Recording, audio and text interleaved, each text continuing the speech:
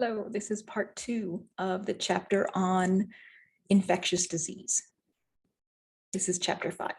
I'm going to share my screen and we're going to pick up about halfway through the PowerPoint.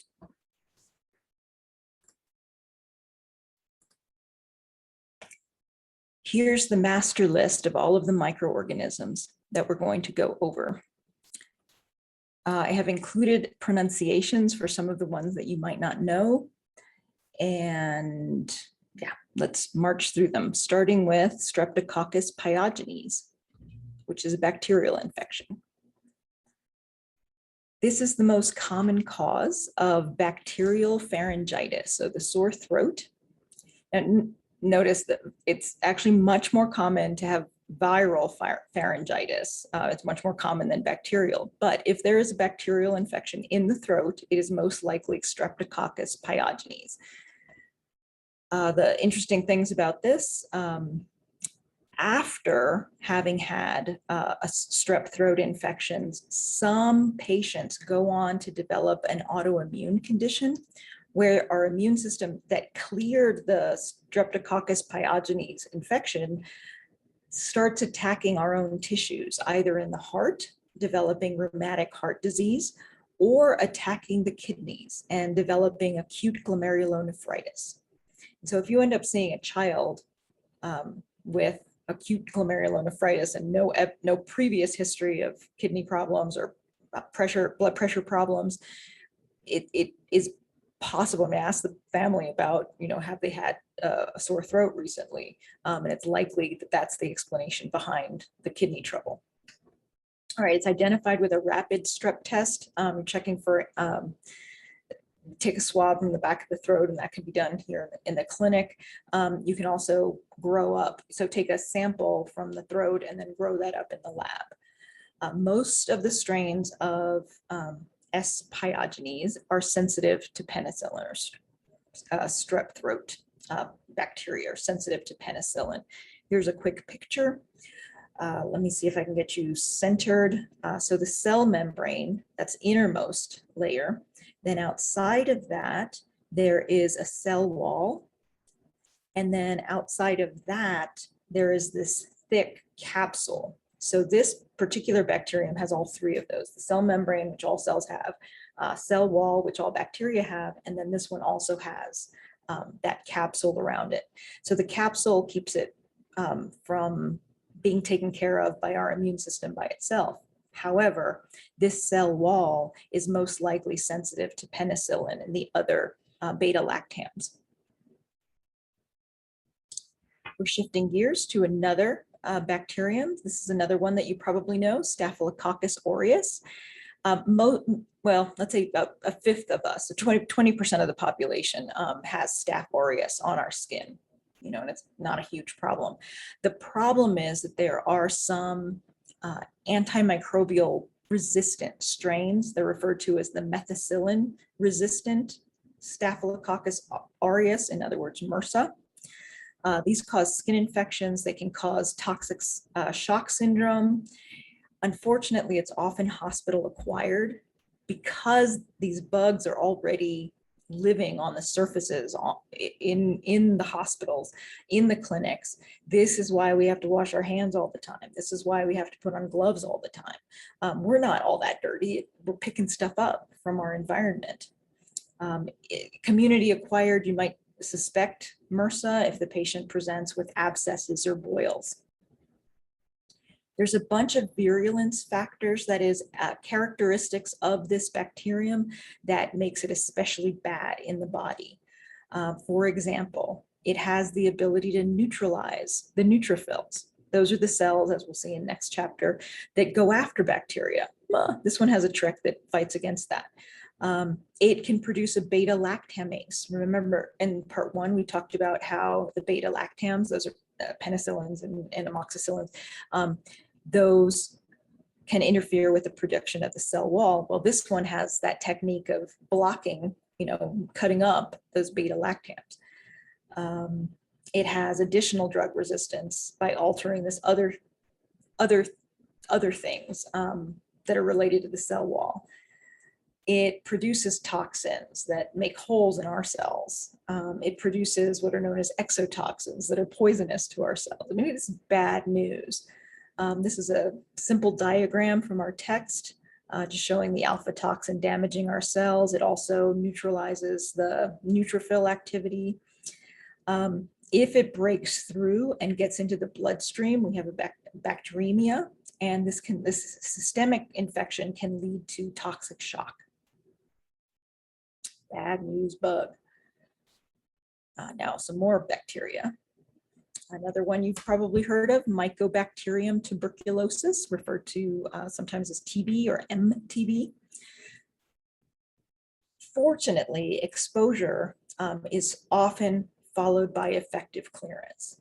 If the person who's exposed to it has a healthy immune system, didn't get exposed to a lot of it, we do have a way of getting rid of this bacterium.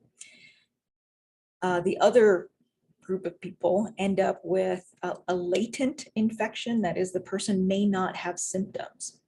You know, every year we have to have the TB test thing in the forearm. What they're checking for is to see if our bodies are going to react to something that's being injected into a little bleb in our skin. And if we have a reaction, that means that we have antibodies against Mycobacterium tuberculosis. And you would think, why do I have to be checked all the time? I'm not sick. It's because of fear of having a latent infection, and I'll explain that shortly. For some patients, it does progress to disease, not just infection, but actual manifestation of disease. Kids especially, people who are immunocompromised, people who have chronic disease.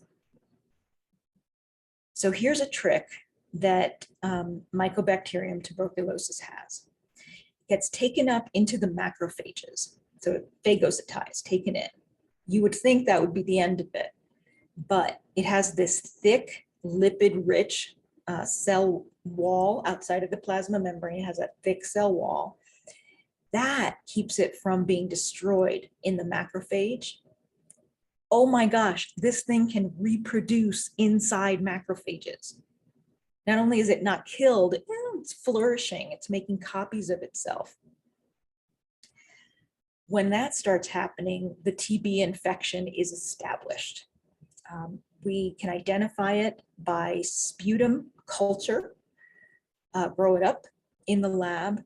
It also shows up on radiographs. This is why people who test positive for the TB, if there's a reaction here in the forearm, then we have to go for a chest x-ray, because again, we're not showing signs of illness, but we may have formed these granulomas, these kind of balls that have this bacterium growing inside, and that's visible on an x-ray.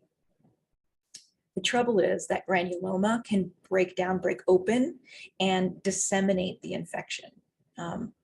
When that happens, that's what we call tuberculosis disease. And that's when the person starts having lots of symptoms. Okay, so if it's caught when it's visible on radiograph, the person can be treated without ever progressing to the disease, but treatment takes months. It's a difficult bacterium to clear. So transmission, it's airborne, gets into the lungs, it gets into the macrophages, because the macrophages are doing what they're supposed to do, which is engulf the bacteria.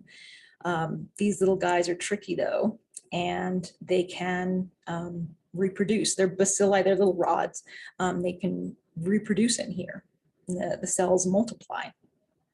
And so this granuloma is what shows up on the x-ray inside the chest. Those things can rupture, and then that can lead to the release of the bacillus. Bacilli is plural. Moving on. So we're shifting gears. Now we're going to talk about a couple of sexually transmitted diseases. Chlamydia, trachomatis.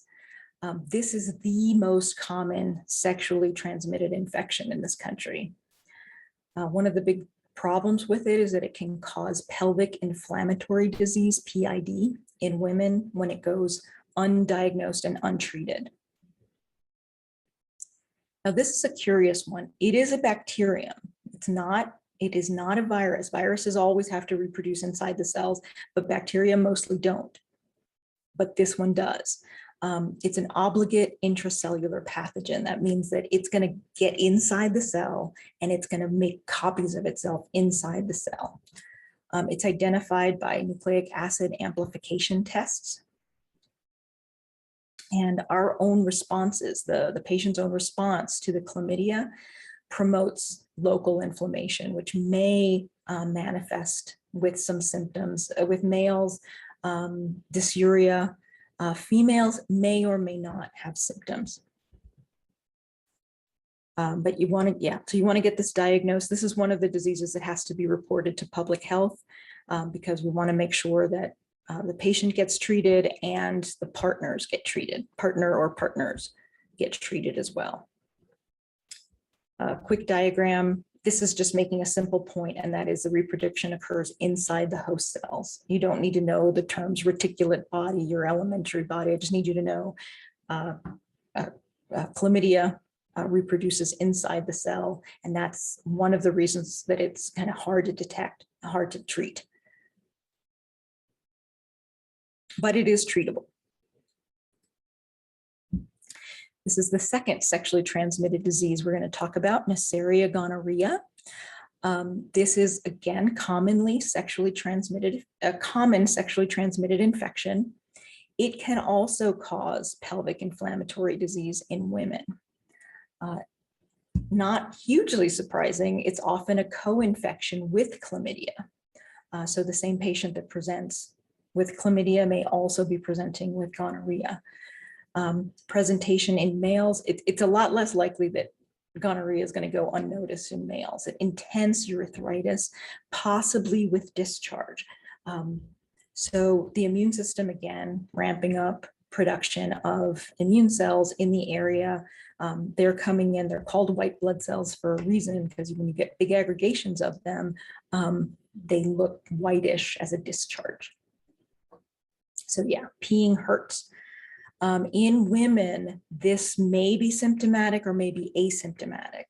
The big problem, again, is that if it goes undiagnosed, if the patient's asymptomatic and then months pass, it can ascend the fallopian tube. It can actually move up the fallopian tubes and cause infection and cause scarring in the fallopian tubes, which can lead to infertility. Okay, it's a diplococcus. That means the two little things bind to each other. Not hugely important. The pili attach to the target cells and allow them to help move up the fallopian tubes. And again, these bacteria, they're not like trying to make our lives horrible. They're just putting their genes into the next generation, and they're finding new habitats that they can exploit and make copies of themselves. Okay, now we're going to switch to another bacterium. This one, most of you are probably quite familiar with. It used to be known as Clostridium difficile. They changed the name in 2016, Clostridioides difficile. It's exactly the same species. I don't even remember why they changed the name. It is the most common healthcare acquired infection. The disease manifests because the bacteria itself is producing exotoxins, poisons, things that make it more likely to end up with this infection. This is the big one. Treatment with broad spectrum antibiotics that kill off the normal gut flora. Why that matters. So when we know precisely what microbe, what bacterium is causing a disease, we try to prescribe an antibiotic that just targets that kind of bacterium. You try to not kill off lots of bacteria. You want to kill off just the one that's causing the problem. But sometimes when a patient has an infection, it's a raging infection, we don't know what it is. We need to start them on antibiotics fast. So what happens is you get a very broad spectrum antibiotic that kills off a lot of bacteria. And that makes the gut now, a lot of the bacteria that would ordinarily be kind of taking up space there, taking up ecological space, if you will, competing for resources inside the gut, keeping the C. diff at bay. Those are gone. And so Clostridium is one of the first that recolonize, and they recolonize because the Clostridium species are famous for making these really hardcore spores that, oh my gosh, they withstand all kinds of cleaning chemicals, and they're really good at surviving on surfaces of things. But as soon as those get ingested, that reactivates the pathogen. All of a sudden you've got, this bacterium. Oh, look, there's nobody living here. Let's build a huge colony. And so that's the problem, is that there wasn't any competition because we killed off the normal flora. The Clostridioides difficile is the first one that gets recolonized, and then it's really hard to get rid of it. So treatment with antibiotics, exposure to healthcare, again, because you're recolonizing with the spores. Patients who are older are more susceptible to this. Why it's such a problem is that it causes widespread epithelial damage and watery diarrhea. And let's see.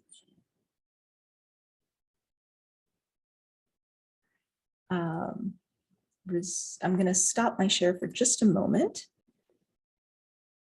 And no, we're okay. So share screen. Widespread epithelial damage, watery diarrhea. So the patients dehydrate, they lose potassium. This is treated with antibiotics. This is not mentioned in our textbook, I don't believe, but some of you may have experienced this. What's known as a fecal transplant is sometimes used. The idea is to repopulate the intestinal flora.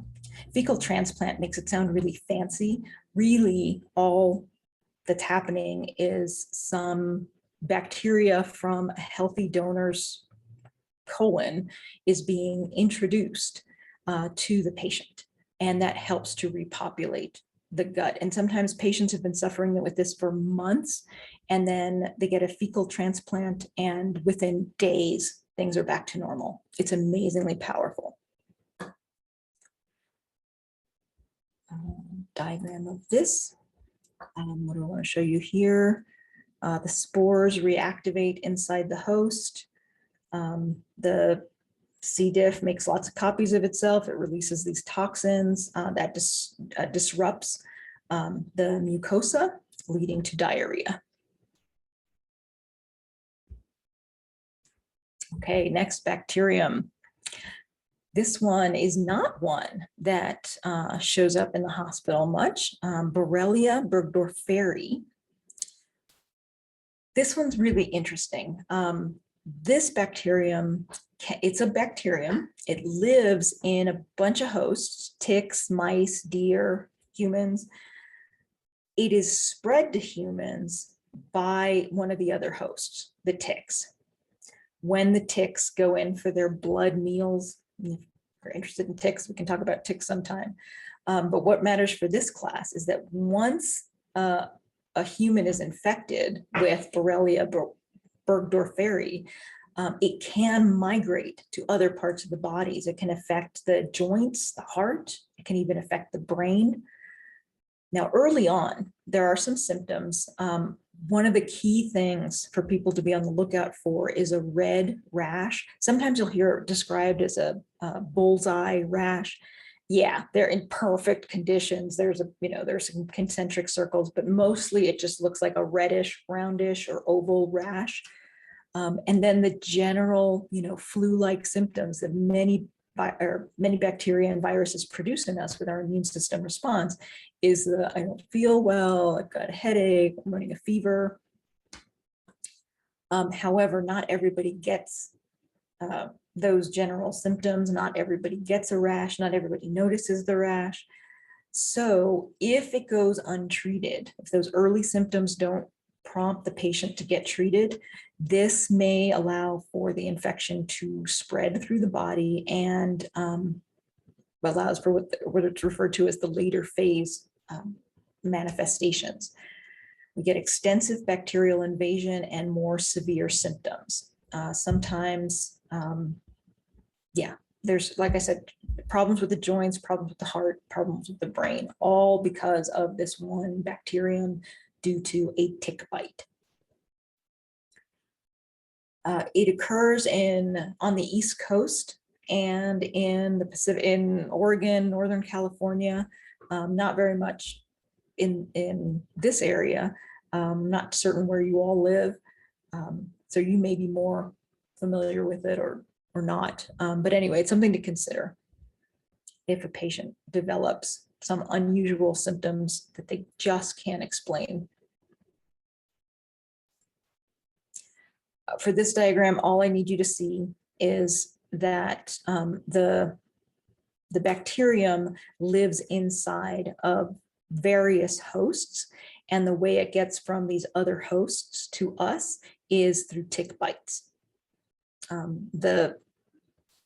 So it has this complex 2-year life cycle.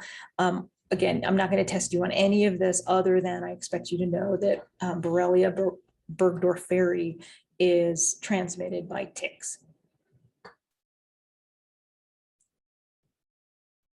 And it has a early phase manifestation and late phase manifestations.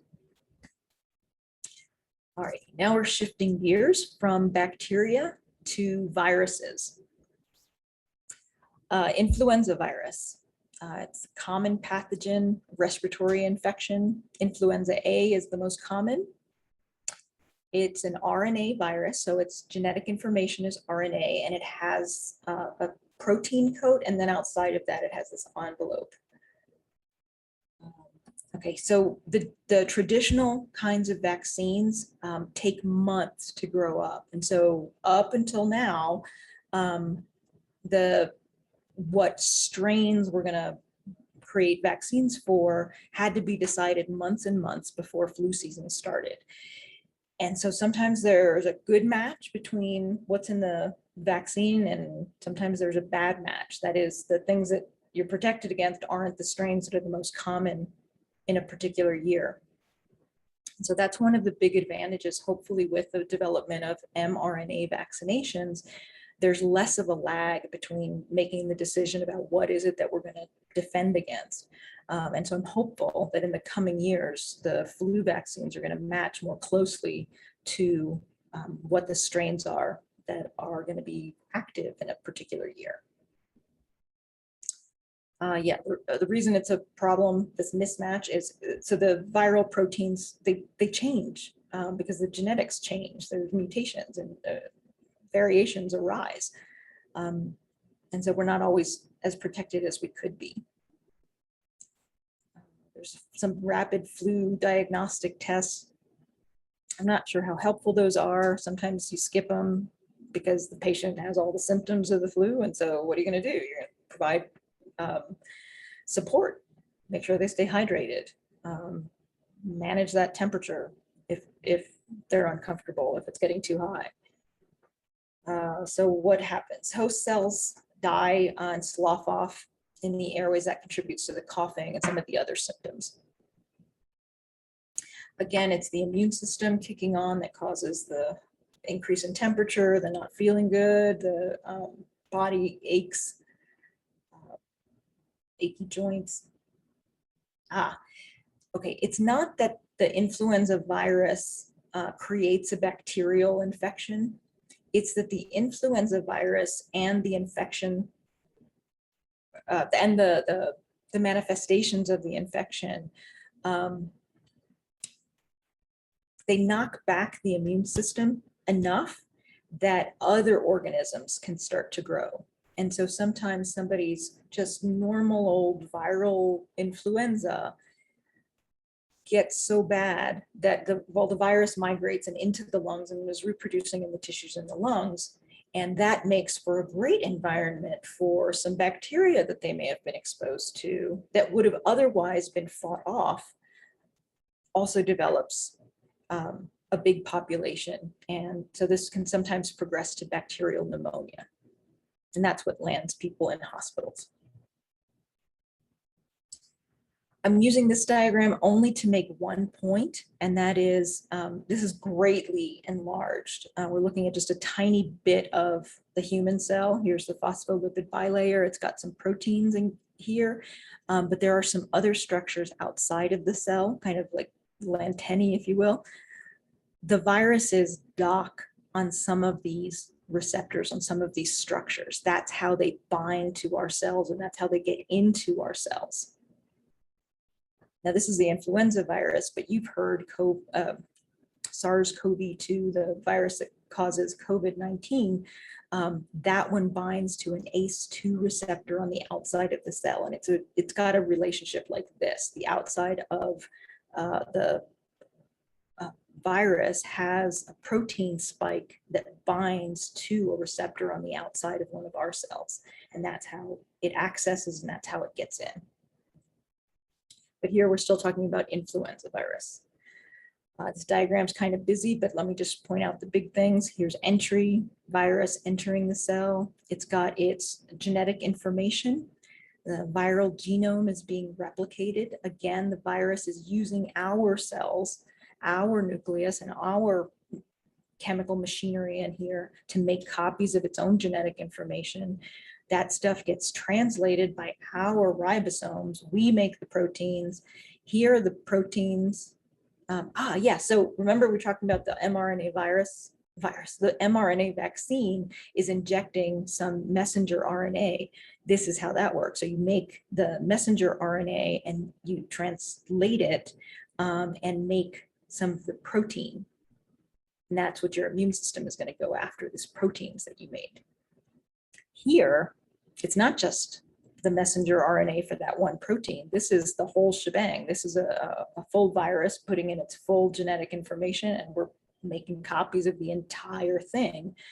So we make all the necessary proteins, we install them, and then when this virus buds out, it actually takes part of the cell membrane to create its little envelope. And that's where the proteins are embedded in that little envelope it's going to have around it. It's amazing. Right, so viral genome replicated, that messenger RNA gets translated, made into proteins, and then finally the virus buds off, keeping the membrane coat. So that's flu virus. The other virus we're going to talk about is HIV. It is known as a retrovirus, which means that it is RNA based. HIV is a little bit complex. It's got an enzyme known as reverse transcriptase. We absolutely do not need reverse transcriptase for anything. Remember how we talked about how antibiotics are targeted against things that bacteria have that we don't have? Well, this is an example. This is not a bacterium, but it's a virus, and it's got something very specific that we do not have. And so that some of the medications, the antivirals for treating HIV, target this enzyme, this reverse transcriptase enzyme, because that virus uses that enzyme to take its RNA, and it transcribes it backwards. That's why it's called reverse transcriptase, to make double-stranded DNA. There's another integrase, there's other enzymes that get targeted. How it gets identified, you're looking for a particular protein of the HIV, as well as antibodies that the host may have made against the HIV.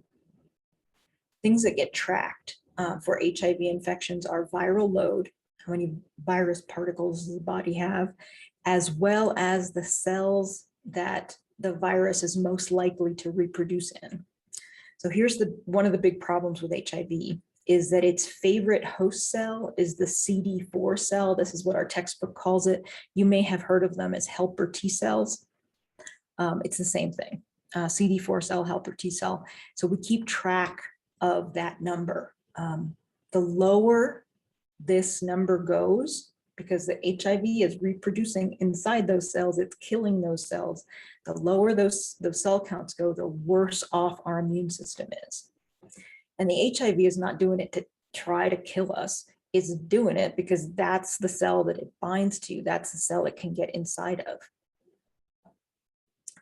So how we fight infections, the antiretroviral therapies, ART, we target various aspects. There's reverse transcriptase, there's an integrase inhibition, there's protease inhibition, there's fusion, there's lots of different targets. And between all of those, we have managed to make HIV an infection that people can live with for decades, but they have to continue taking the medications or else the virus count comes back up. We don't have a reliable way of clearing this infection, not yet. So currently the goal of this therapy is simply to lower the HIV particle count to very low levels, at which point the patient at least is not transmitting to anybody else, even with sexual contact. What I wanted to show you on this diagram, you don't have to know all the details, just that the virus has to attach itself to a CD4 cell. And here's the trick, the CD4 receptor on the outside of the cell, this is where the HIV virus connects. And if you've ever heard of anybody having natural immunity to HIV, it's really quite interesting. There are some folks who have a mutation in the gene that codes for this receptor, and it makes this receptor kind of short and makes it such that the HIV cannot attach to their CD4 cells. So they're essentially immune to this infection. It's amazing. And yeah, so the same old deal. Got to make, copy the genetic information, make the proteins, and then more virus gets made.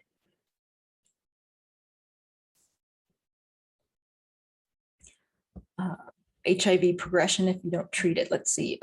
On the x-axis, we have time. On this y-axis, we have helper T cell count, the CD4 cell counts. So with primary infection early on in the first few weeks, there's a big drop in CD4 cell counts. The body rebounds somewhat. If this infection goes untreated over time, and we're talking now into months and years, the CD4 count goes down and down and down. And then here in red, we have the HIV count, so the virus particles. So early on, we have this big spike in the number with acute HIV syndrome. And then the virus particles kind of die off. And then they stay low for a long time, especially if we can treat the infection, then we can get this number, drive this number down lower. We have not yet been able to drive it down to zero reliably, but it gets driven down pretty far. But untreated, the number stays low for years, but then starts manifesting with symptoms, usually before 10 years. So see what's happening with the CD4 cells. That means the immune function is taking a dive, which means that now infections start to happen. Things that we would have otherwise easily beaten off are now causing major infections in the patient. This is what we call AIDS, or full-blown AIDS. This is when this disease has advanced to this point.